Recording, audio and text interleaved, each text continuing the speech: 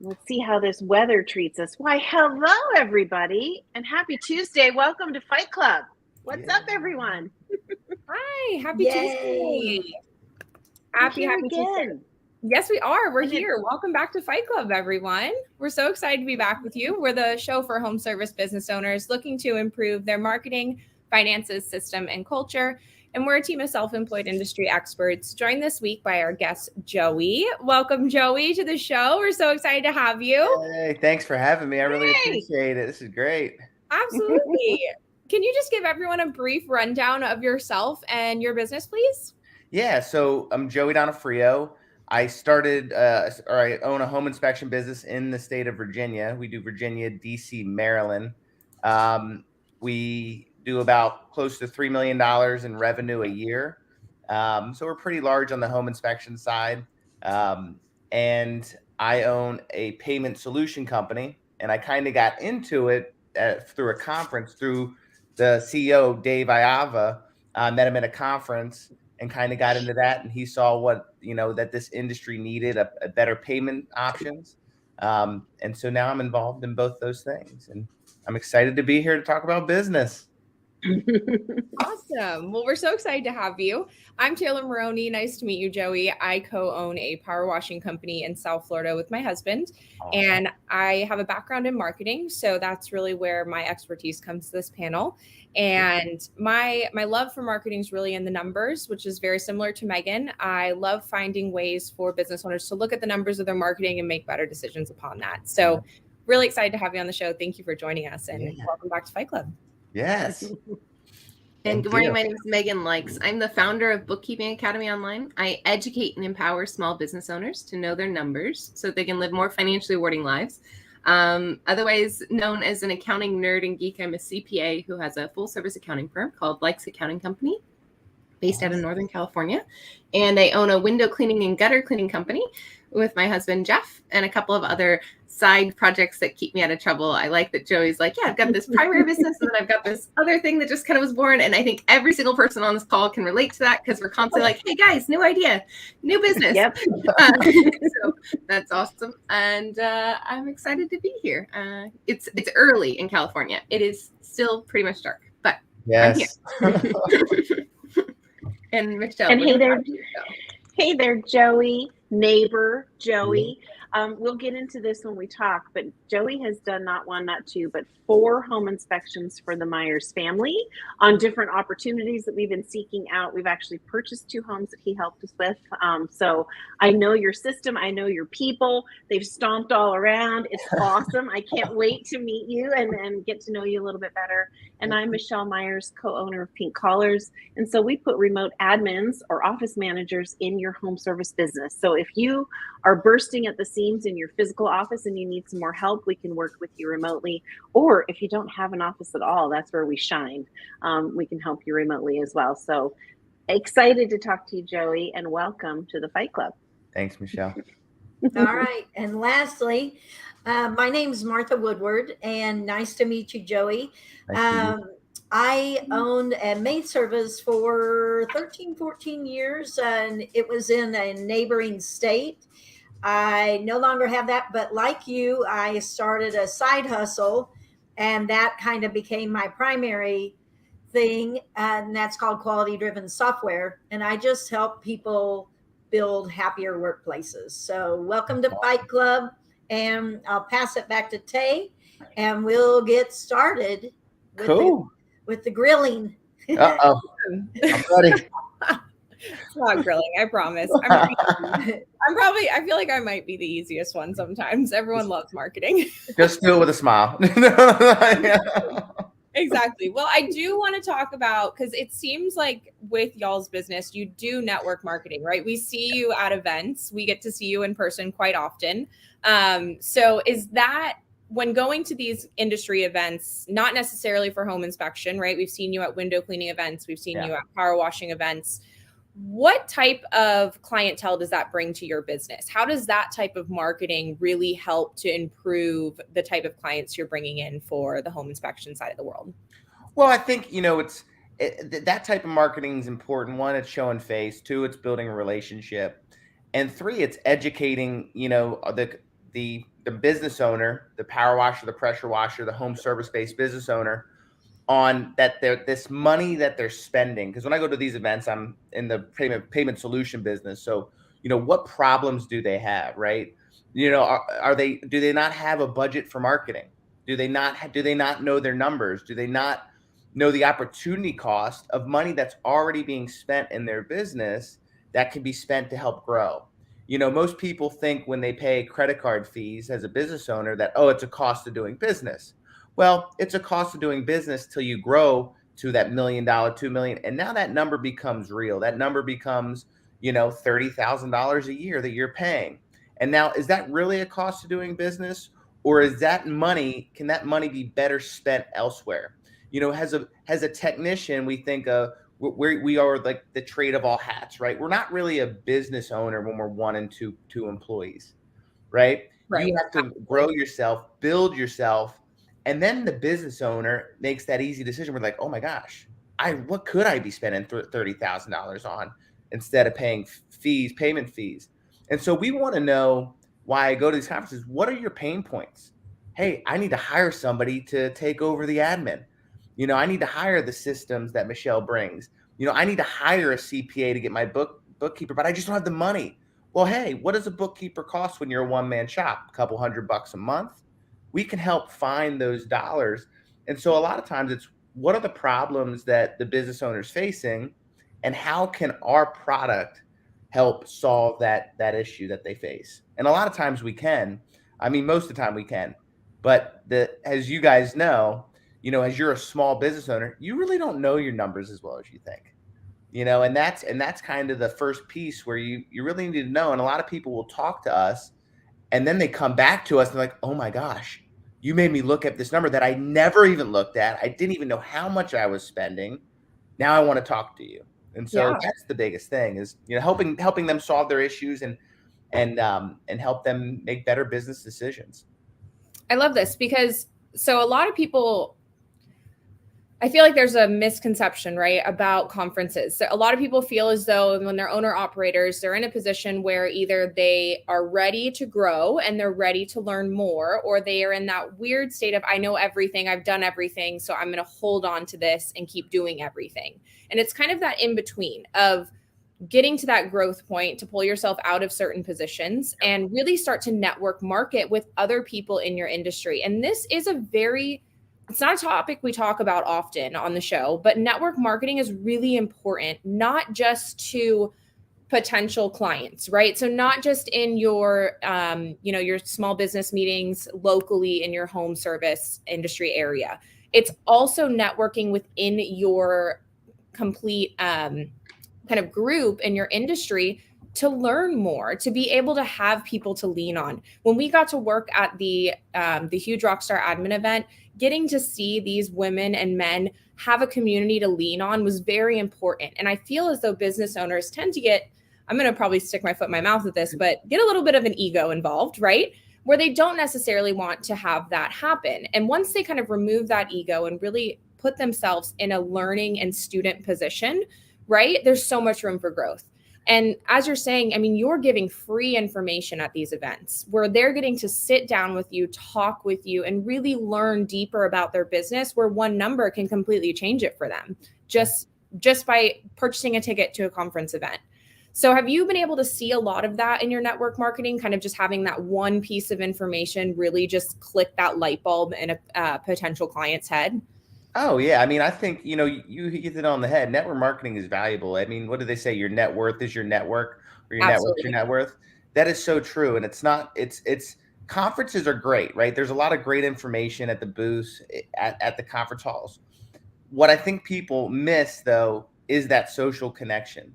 The conferences are valuable on the relationships that you build with the fellow business owners within your industry. And now you can create a small mastermind. Podcasts are valuable because we get to hear from experts. We get to hear from them. And that's mentorship, right?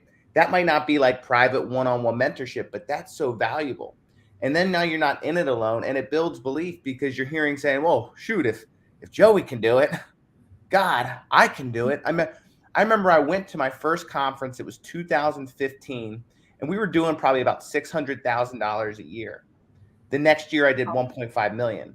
So in revenue, that's the power of a conference. And what that conference did for me was I met a lot of great people. I couldn't tell you who the speakers were, but I can tell you who I sat next to and who I networked with and who I went to happy hour with, because those are the people that I leaned on as I hired the next employee, as I grew my admin. Hey, what do I need? A backup call center? Do I need these things to really take those actionable steps? And because they did it, it gave me the belief, well, if Jerry can do it, I can do it. Absolutely. And that's the empowering part of it. So yeah, networking at these events is everything. Getting contacts that you can call, building lasting friendships. I mean, from that conference, I have great friends in my industry, the home service industry, that I can call, cell phone numbers. If I'm struggling, something's going wrong in my business, I can call them up and they're going to help me out through those problems. I'm not in it alone anymore. You're not. And that's the key part. You know, I met these ladies at a conference, and that's how we got to the point that we're at. I mean, conferences have so much great value, and to a one point that you had mentioned how you can lean on your friends, right? And you can lean on them when you're in hard times. You can also lean on them when you don't want to make the same mistakes they made, right? Yep. They can guide you and mentorship you down ways that you actually are not having to go through the same struggles that they went through potentially in their business. So I know it's not kind of the fluffy, bright colored marketing we normally talk about on the show, but this type of marketing is so important. And it's investing in the internal business, right? You're investing in yourself as a business owner. You're investing in your employees that you have at that time, and you're investing in your company as a whole. And if there's anything that you can take from this today, is take Joey's point. I mean, he went from 600,000 to over $1 million in 1 year by making network connections at a conference and really being able to lean on these mentors and friends and grow his business because of that. And that's really the power of a conference. It's not necessarily buying the new software, even though that could potentially be the one thing that helps. It's not necessarily seeing the speakers. It's really making those connections and building that community and that not really fan base, but that reliable marketing kind of just like circle, that inner circle of friends that you can lean on. It's kind of the best way I can describe it. So I appreciate you sharing kind of your story of your first conference. I think that's really powerful for someone to hear. It's really motivating for me to get ready to sign up for another conference soon, which I feel like we're at the end of it right now. Like we're at the bottom of our conference season. So we'll get excited for next year. But I will you talked a lot about money in there a little bit too. So I saw Megan taking some notes. So I'm sure she's excited to give you a couple options, Joey, about finances. So thank you. Thank you. It's like you know me by now. How did you know? I was writing down my options. I knew your options. Before we go there, I have to share with you and Joey just like a small sidebar, but I had somebody end up on my calendar. So shout out to a listener, Chris Anderson. And Chris apparently is near me. Like we're neighbors too. And we have complimentary services. And he found us through Fight Club for Business. So he says hi to all the ladies. And I think that that's so powerful that you can meet people that are in your industry and maybe even your neighbors, and you can find collaborations, you can find ways to work together. And I think that's where I want to start with you, Joey, is that I don't know how it is in Virginia, but in California, I love home inspectors because they require the gutters to be cleaned. This is something that has to happen on the home inspection. So I don't know how many times we'll get a frantic call from a realtor or from a homeowner because they got a home inspection that said, hey, the gutters need to be cleaned before we can do anything else on this deal or on this sale. So I was wondering if you could talk a little bit about that and how, as a home inspector, you have built up a network of professionals that are benefiting from your work. And I'm sure that you have also built up your network of professionals that you're working with. This came up, I don't remember where I was and who I was talking to. So if it was you and you're listening, I'm sorry. But it came up and they were saying how, having really good relationships with one key referral or referrer is worth, 10 times one specific client, right? So having a key relationship with a home inspector or a key relationship with a realtor or a key relationship with a mortgage broker, like that can really impact other services in the home service industry. So can we talk a little bit about that, Joey, and like kind of what your referral network looks like. And I'm guessing on your home inspections, you're not saying call Jeff Likes Clean Windows to get your gutters cleaned, but maybe you are. Like maybe that would add extra value to your inspection. Can we talk a little bit about that process? Yeah, I mean, so our primary referral base is real estate agents. So that's our primary marketing resource. And what we do is we do events with real estate agents to build those relationships. We do office presentations. We develop relationships with lenders and maybe movers and other handymen to sponsor events for real estate agents, and we make them educational. Like last week or a couple weeks ago, we held an event at our office, and it was about cryptocurrency. So, hey, where can we add value that's not just, hey, come see how great all of our services are, you know? And I think when you're educating, it's about what value can I add, and then the business will flow. If you can establish yourself as an expert or bring an expert in, and you're hosting the event, and again, you're building a friendship. You know, one of the guys that came to me, he wanted my business out of the home inspection alarm company. And he came and flew over to be at a golf tournament that I was hosting, helped sponsor it, paid for a ticket. The whole time, he never mentioned anything about business. He just was building that relationship, building that relationship, building that relationship. And then I eventually asked him, I said, so what do you want? He's like, one day I want to be able to help you, lead generate some alarms to me after the home inspection. It's building those deep relationships, but understanding, for us, building the new relationship is more important than keeping an existing one. And I say that there's more effort in building a new relationship, and then there's minimal effort of maintaining a relationship. Realtors, in our area, we have to get a lot of new realtors to get business growing, because, some realtors, the average realtor only does 3 or 4 deals a year, so that means we need new, and we need to build the relationship with the top 20%, or keep maintaining that relationship with the top 20%. So that's kind of how it flows. But you prove a good point too. Well, before we go there, let's pause, because I think that was super groundbreaking, and we can't let it sneak in. So we're going to pause for just a second. I did a survey in my area, and I'm encouraging, if you're a listener, to do the same survey. It seems like Joey has too. Look at the number of registered realtors in your county. For me, I was shocked. It was like, I don't know, 350 registered realtors in my area. Wow. And then look at the average number of sales per year. Mine was like less than 50. Right? So you've got 350 realtors, and you're only selling 50 homes a year, which means there's only 50 home inspections, and there's only 50 window cleaning. And I know that's not entirely true, because I know people go on the market and they go through the whole process and it doesn't close. So maybe it's more than that. But what Joey did was he did the 80-20 rule. He looked at the 350 realtors. He looked at the number of homes sold per year in his area. And then he went further and looked at who sold them, right? So if there's 50 homes and your top producer's selling 10 of them, they're selling 20% of the efforts. And so when we're looking at building a relationship, we want to be genuine. We want to support their causes. We want to show up to their golf tournaments. We want to do all of that. But at the same time, we can really focus our efforts by building a presence. And I'm going to just add one more side comment about how we did this with our window cleaning business. And there is a realtor group that used to let us pay to be a preferred vendor. So we would pay to play. We would pay $150 a month. And what that did is it got my husband in front of that entire realty group once a quarter. He would bring donuts. He would get to spend 5 minutes talking about the importance of cleaning your gutters during a home inspection process, or before the home inspection process. And we were able to earn the exclusive business of that realty group by paying a little bit of lead money and ad money. So I think that was super valuable, Joey. And for me, that was a huge aha. I was like, what do you mean? Not every realtor sells a house every year? Like, how? What? Like, what do the other guys do? How do they feed their family? So realtors are interesting, because it is a side hustle, but the good ones, they're in our top 10% of clients, because it's recurring work over and over and over again. And I'm sure for Joey, that's true as well. Awesome. Okay. So we can take that a little bit further, or we can transition. Which would you rather?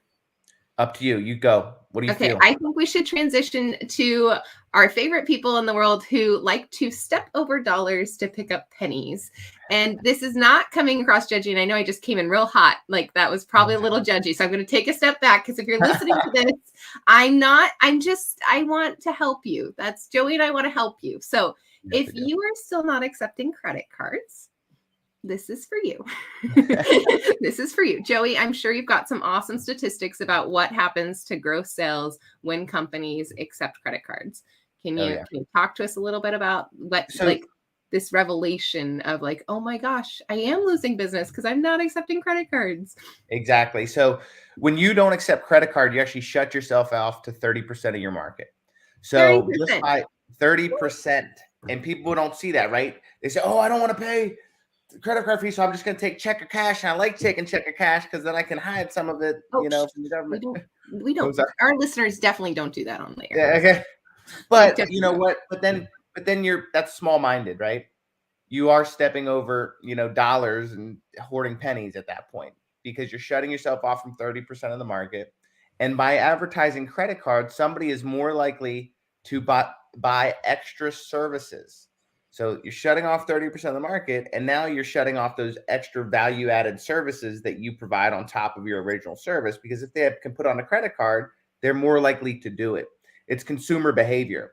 You may say, well, I pay off my credit card every month. Great. You are one of the 1% that do that. Like most people, they have great credit and they look at it as free money until they max it out. So just by understanding consumer behavior, you need to be taking credit card, and it professionalizes you as a business owner when they look on your website and say, oh my gosh, they take Visa, MasterCard, Discover. You take all forms of credit card. It establishes you even more like, wow, this is a professional business. If I see a business owner and they say, I take checks and cash, to me, I know they're playing small. They are not a competitor of mine in the home inspection space because they don't offer that. Okay. Well, I want to come back to that because I actually had some very intentional questions about the home inspector space. But first, let's stay here. I didn't know about the 30% metric. I'm the weirdo accountant that doesn't actually care that much about growing sales. But I do care about growing net profit. And the thing that we don't talk about very often, and I find as an accountant, is the biggest win to accepting credit cards is how much admin time we save by accepting credit cards. So if we don't have to pay somebody to manage accounts receivable, if we don't have to pay somebody to make sure the invoice actually gets sent, and then it actually gets paid, and then it actually gets posted, and then it actually gets deposited, and then it actually gets reconciled.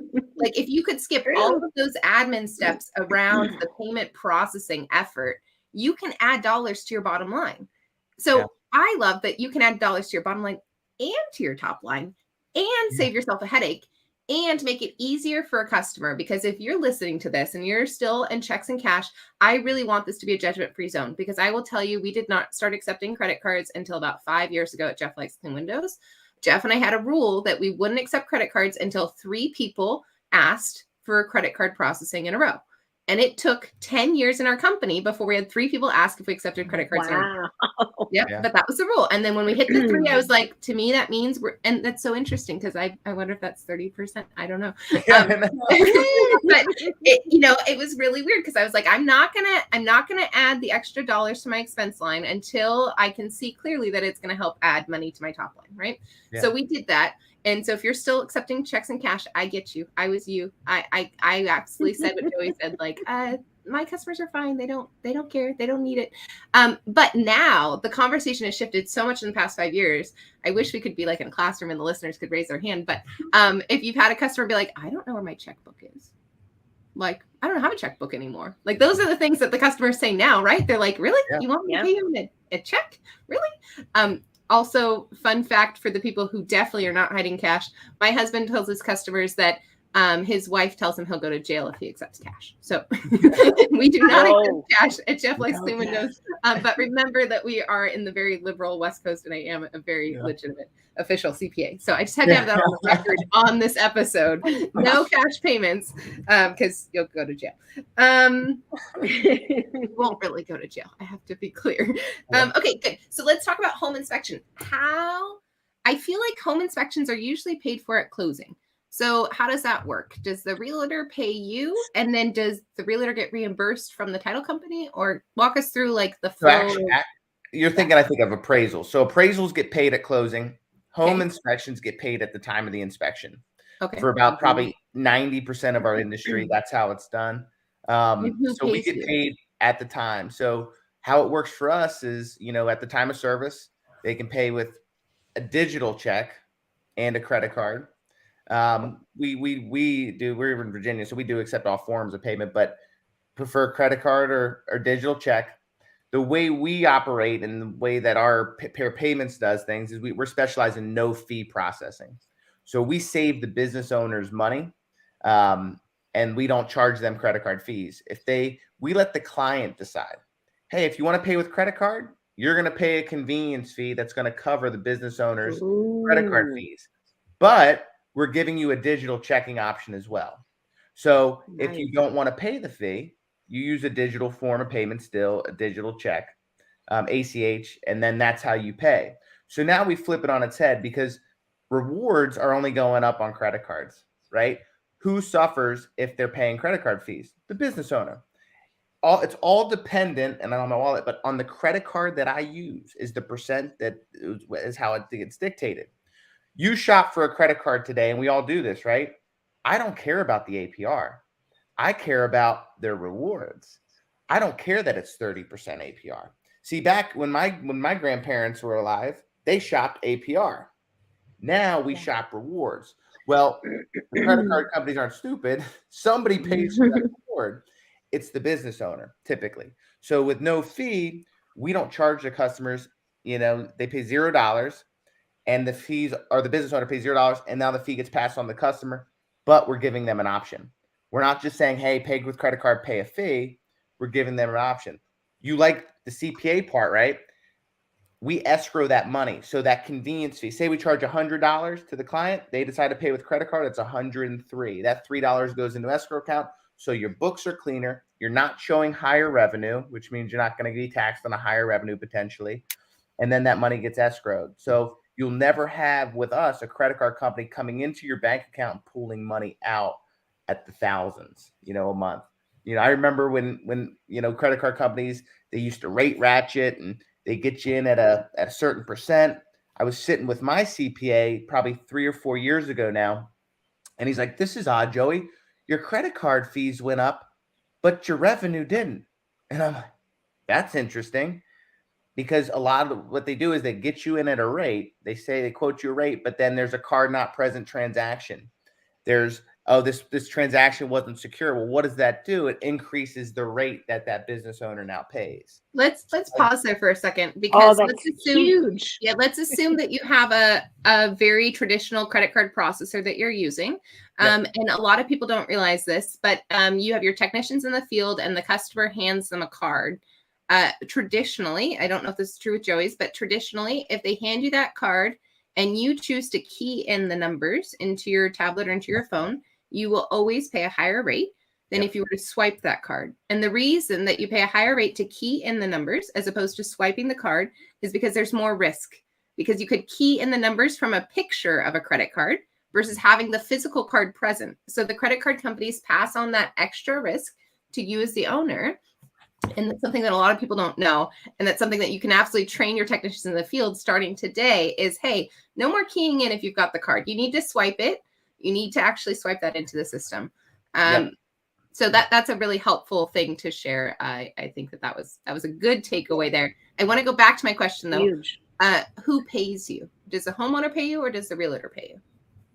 So the homeowner pays us. So typically now some people, like I said, a small percent may want to pay at close. What we do there is we need a credit card on file. So if they want to pay at close, I need to have a credit card on file that if they don't, and I need to know your closing date. So if we don't receive payment, we need to pay, we're going to charge that card for the payment. So we want to make sure we're protected as a business owner, right? My dad, well, go ahead. Do you ever get it where the realtor pays you? I'm asking specifically because I have a feeling our listeners, or at least for us, we love our realtor clients. They bring us a lot of business, but they like as a favor for the seller or as a favor for their client, they like to pay for everything. And if you're a realtor listening to this, we love you. You're very good for all of our businesses, but you're not so great at paying your bills. So we will often have a little bit of trouble where the realtor wants to pay it, but then they pay it a little bit later. And so we've started to move towards this taking credit card on file. But that's where I'm headed with your questions is like, do you keep credit cards on file for the realtors when they insist on paying? And what's the process? Anybody, right? I mean, if I book a hotel, I have to place a credit card, even if they don't charge it till I get there. So if that's a good system, because you're not gonna, you're not gonna lose money. My dad started this business actually in 2001. I managed it in 2000, started managing it in 2014. When he started, my dad graduated from the Naval Academy. Another one of his classmates from the Naval Academy started the same business. He would get paid at close. My dad got paid at the time of inspection. He got out of the business because he had after the years of doing it, 5 or 6 years, he had like $70,000 of uncollected money. And he goes, it's too hard to collect money in this business. That is the example that I've always gone to, why we don't pay at close, or we discourage it. And then if they need to, we have to have a credit card on file. That's a lot of money, right? So that's money that's wasted that you're not getting, and you're getting it delayed. And in this competitive market, what's happening? Deals aren't going through. People are getting home inspections and not buying houses because of whatever, and because it's so competitive, or they're doing a pre-listing inspection before the house goes under contract just to try to be more competitive, and then they're not getting the deal. Well, if I'm releasing a report to a client, they don't get the deal, why would they pay me? Now I have to call them, bug them. And you bring up a good point, Megan. Like a realtor, that's a referral agent for us. So that's a delicate relationship. I don't want to hound them for collecting money. So, hey, our process is simple. Cool. You want me to, I'll do the work for your client. I just need a credit card on file. And once all the work's completed, we will charge the credit card, or I'll call you to see if you want to use another form of payment. I love this. Right. So I'm hoping Michelle's going to continue this conversation a little bit, because we've run way over on my time. Yeah. That was another really good reason to stop. And I hope the expression's hitting well, but like, if you're a listener, when I say stepping over dollars to pick up pennies, I mean, you are trying really hard to save those processing fees. You're trying really hard to like stick to your checks and cash, and you're missing 30% of potential revenue, plus all of this admin expense to chase down accounts receivable, plus potentially not actually recovering the money in accounts receivable. So that's why we're saying this is not a commercial for credit card processing. This is saying this is really good practice for you. And I'm hoping Michelle is going to keep going through with the system of collections and how you can actually automate and make that easier. So thank you, Joey, very much. Thanks, Megan. I totally am. Thanks, Megan. I went through this process at Pink Collars because we're a recurring service, right? So we have to bill every 2 weeks for our services. And we had credit card payment fees that were astronomical, like 15, 20, 30,000 a year. And so I just got sick of letting that money just go by. And we ended up finding something that could do a recurring ACH draw, which was very strange, thanks to Megan. Megan found something for somebody like us. But I can tell you from my own personal experience, just saving that money and being able to give it back to our team, or being able to do good things with it, is a massive impact on the business. Huge impact. So I love the fact that you're making that responsibility the person who's choosing that payment, right? For pair payments, it's like the homeowner's choosing it, and you can get a different choice for free, or you can choose this for a percentage. I've seen a lot of folks in the home service industry that we support add that as part of their payment processing sort of protocols. In the tree industry specifically, this one's my biggest and greatest example, is they call it the check or cash discount, right? And it's the exact same percentage off that the credit card would typically process the fee, so 3 to 5%. And I watch them struggle with that sometimes. And so this method would be beautiful because it does give the customer that choice. They get to choose right at the time of service. So I love that. Tell me a little bit about how you got connected with Pair and what you do inside of Pair for their group. And then I want to go back to how you work with your family members, because I love that one. So how did you get connected with Pair? So to go back to network marketing, I was at a conference. It was a Grant Cardone sales boot camp I think it was March of 2019. I went down there, and I was in a lunch line after on the break from the conference, and this tall guy and his wife or girlfriend or fiance are standing behind me and my wife at the time, and they start talking to us, and we start talking, and hey, we started talking baseball, and I played college baseball, and Dave was a scout. It was Dave and Alyssa, and Dave was a scout for the Yankees. And I'm like, oh my God, this is like so cool. He's like, oh, let's sit down for lunch, because it was a lunch line to get seated. And he tells me he's a credit card processor. And my first thought was, here we go, another credit card processor. Like, oh, I just had a meeting with my accountant. I hate you. But you know, he made a point, and he said, hey, we actually do no fee processing. So it would be zero cost to you as a business owner. And basically I told him how much revenue we did. We're doing close to $2.7 million I think at the time, or 2.6 or whatever it was. And so we start talking, but nothing too deep, just surface level stuff. And the next day he calls me when I got home, and he goes, dude, or no, I had lunch with him again. So he found me for lunch again. And he said, dude, I will be able to save you almost $100,000 a year based on how much volume of credit cards you do. It ended up being about 75,000, but I was like, oh my God. But like any business owner, this was the first time that I heard about it. So it took me 3 months to do it. But during that 3 months, Dave was calling me, building a relationship. We were talking about business and growing businesses and all this other stuff. And then that first month, it was one of our busiest months. I saved about $9,000. And I was like, I am so glad I switched. And then he would give me shit. And he's like, dude, you would have saved 15,000 if you would have signed up right away. Yeah. I'm like, I know, 15 grand. Don't rub it in. But I met him at a conference.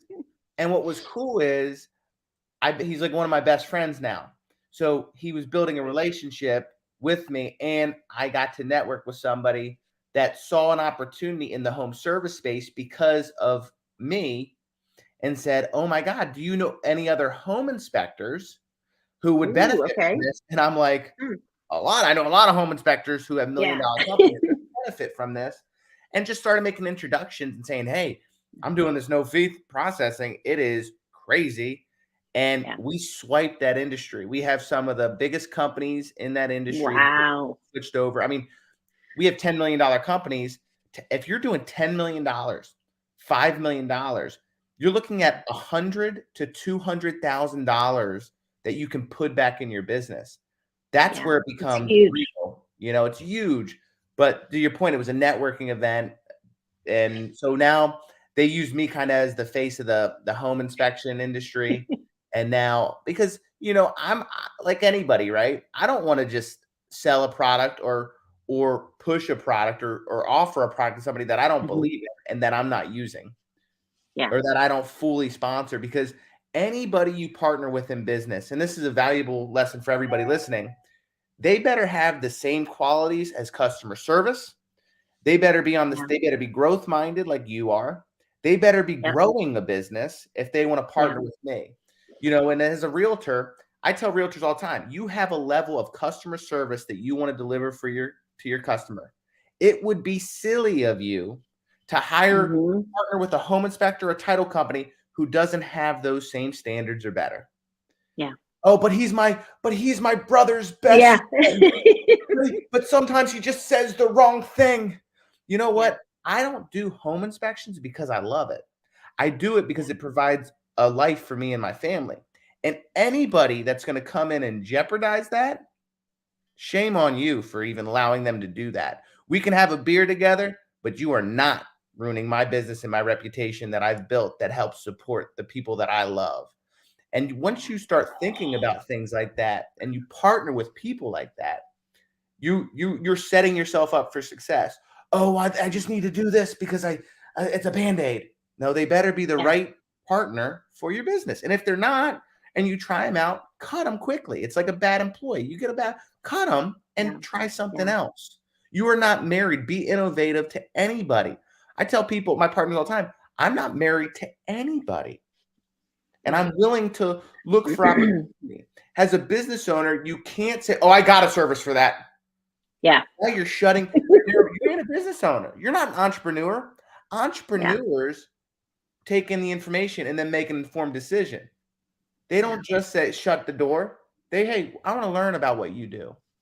Okay, it might fit, it might not. Maybe it's not the right time. But that's so valuable when you're looking to partner with people. Make sure that they're growing.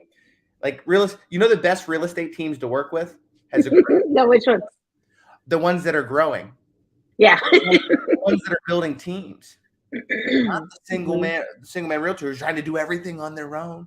They can be the biggest pain in the butt. It's the growth people, because we're on the same level. It empowering. sounds like you have a little bit of traction back there in the back of your business acumen. Have you read the book Traction? Do you know what I'm alluding The to? EOS. I've actually read it twice. And I've read Rocket. I love it. Yeah. Because it feels like you've got some of those strategies employed in your business and in your relationships for sure. I love that. Okay, so you hit on people. So before I pass you to Martha and talk about people just in general, about all the awesomeness of people, tell me what it's like, because I see on your Meet the Team page for your company and I also always used to say Donofrio, and I know I'm pronouncing your last name wrong. Donofrio, right? Donofrio, yep. Tell me what it's like to work with all the people that have the same last name as you, because I'm looking at their beautiful faces. Tell me what systems you kind of employ to keep those relationships good, preserve those, and then keep the work moving forward. So what's great is we all have our own unique role to a degree, right? So my dad started the business, and I give my dad credit, right? Because here I was, a young guy out of college that wanted to grow a business. I just wanted more. I didn't want to do home inspections. I wanted something more. And my dad saw a vision that I had and said, hey, if you have this vision, take it and run with it. And I think that's one of the biggest things that hold entrepreneurs back, is they get in their own way. They think that they're the only one that can do a service and do it right. So I give my dad 100% credit for allowing me to do it and supporting me wholeheartedly with that. But my dad didn't really like dealing with complaints, didn't really like the business side, and he just really liked going out and doing inspections. And he's 71, and he still goes out and does commercial inspections for us, and he loves it. Thank God he's in. Love it. Same with my brother. Yeah, my brother didn't want to manage people.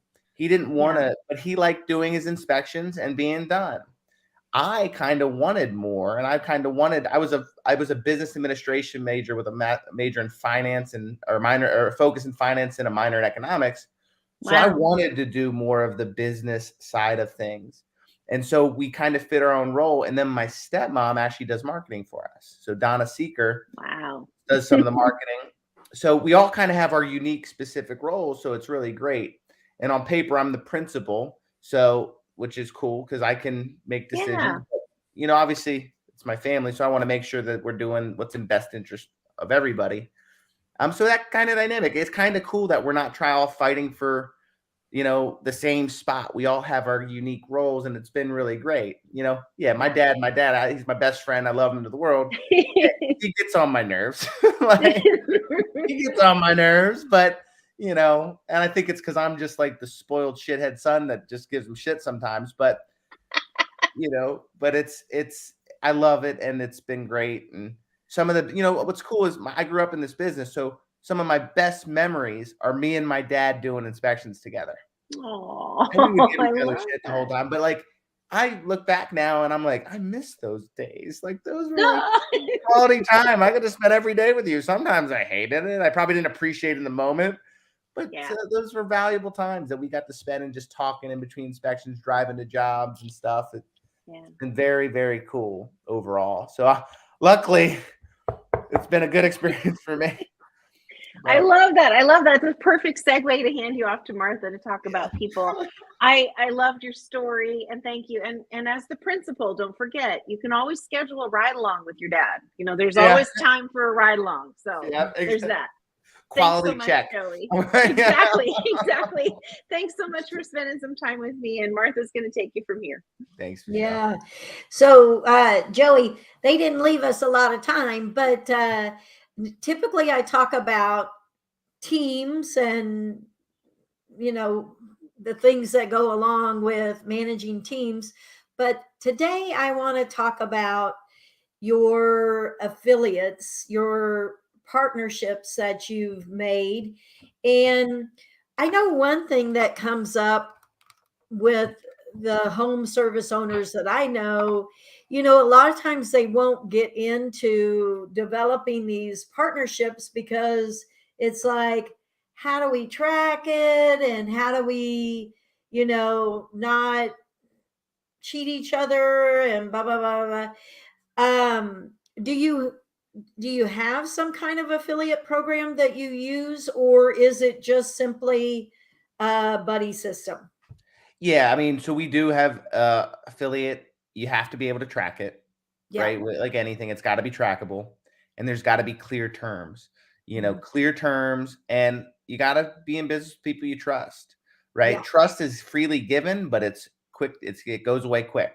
Right. So you got to have that trust. You got to have it written down. Do not do an agreement just word for word, because one of the biggest things that I've actually recently learned is communication.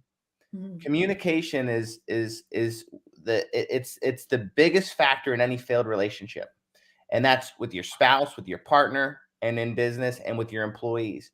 Because I, as a business owner, I have ideas, and I'm ADD a little bit, and sometimes I don't communicate properly where it's Mhm. understood as I meant it. And so I've started to ask, like, whenever I communicate direction to somebody, hey, do you understand what I mean by that? And when somebody wants to talk to me and tell me something, I want to ask a follow-up question. What did you mean when you said that?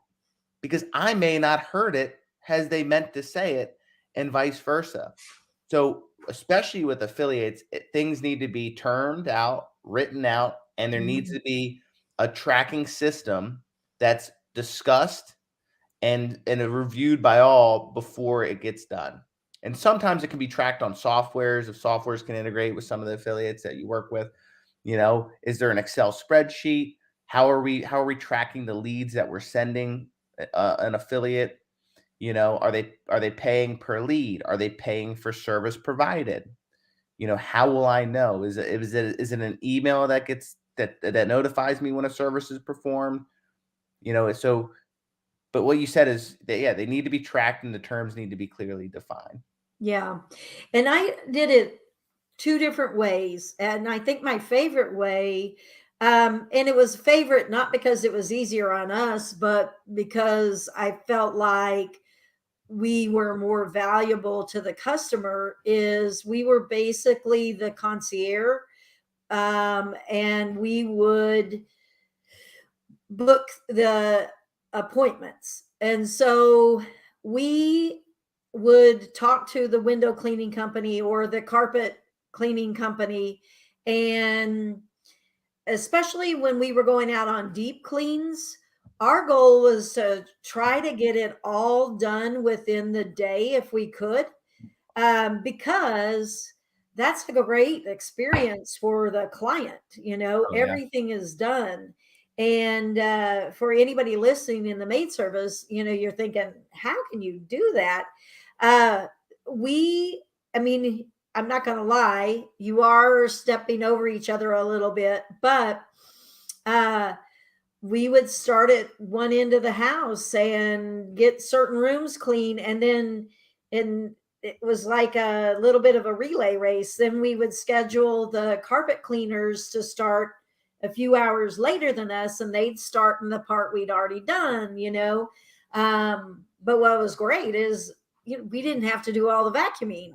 So That's awesome. there's great relationships that you can make, and then you can you can become so much more valuable to your clients just because of this awesome community that you've built with service business owners. And back in the day, we would meet quarterly, just like all of us, the service business owners, we would meet quarterly just kind of for lunch and just camaraderie. And it's very powerful, you all, if you're missing out on those relationships, because that's exactly what it is Yeah, it is. relationship building.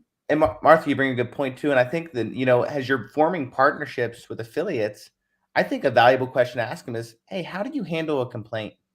Mhm. How do you handle an issue that comes in? Because I want to make sure that we're aligned when that Right. happens. Right. Because the worst thing you could do is have an issue, or they drop the ball or you drop the ball and they don't handle it the way that you would. Right. Well, that's bad, right? So you need to make sure that that's written out. Hey, when an issue comes in, how are we going to handle this? Yeah. If you make the issue, what are you going to do? Are you going to step up? Because this is how I would handle it. And as long as we're in agreement by that's a big thing too. So how do you handle issues that come in? And I should mention, because this is very important, we just did the scheduling part, and then we handed off the communication to that individual service company. And we had something written out that spelled that out for the client, that basically our only job was to coordinate the schedule and make that easier for them. But then all communication about payment and any issues, etc., was going to go through that individual provider. Because you do not want to be taking their complaint calls. You do not want to be, I did not want to be collecting for them, etc. Exactly. No, that's smart too. That's really smart. Yeah. So we've never talked about that. But yeah, if you're not doing that, listeners, there's just, and not only the affiliate payout that you can get, but the increased referrals and the instant level of trust with customers that you didn't have access to before. So anyway, that's great. Yeah. All right. I'm going to pass it back to Tay. We're going to do our homework now. And, like we told you before the show, Joey, that we're going to go around, assign the homework. Our listeners are supposed to just take one piece of homework, the one that resonates with them most. I like it. And then you'll be at the end and you can give homework if you want or not. Cool. Awesome. Okay. Awesome. This has been so fun. So thank you so much, Joey. I just want to put that out there. Okay. As far as homework goes, in addition to what Martha said, just a reminder, please only pick one. We also have our accountability group, our private group on Facebook that you can join. We will put that in the comments for you. So that way, if you have not joined that, that's an opportunity to kind of network market like we talked about today. So that's actually going to be my homework. Join our accountability group, get to know other business owners, get to ask questions, be able to network with individuals in a safe space and grow your business. So that's my challenge for you this week, is to just simply join our accountability group and get to be able to network with other business owners.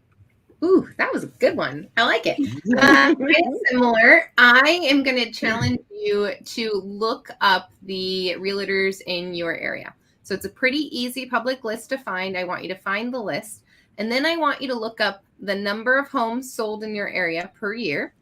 And then, this is like the extra credit level of the homework, I want you to find out who's selling those homes. So if you took that list of, for us, 350, and you were able to come up with your top 20 producers in your area, I want you to focus on that list and just give them a call, invite them to lunch, take some breakfast to their office, take some time to get to know them, figure out when their golf tournament is and go play in their golf tournament. But to spend some time to build some relationships with some realtors in your area. I have a feeling it will do wonders for your business.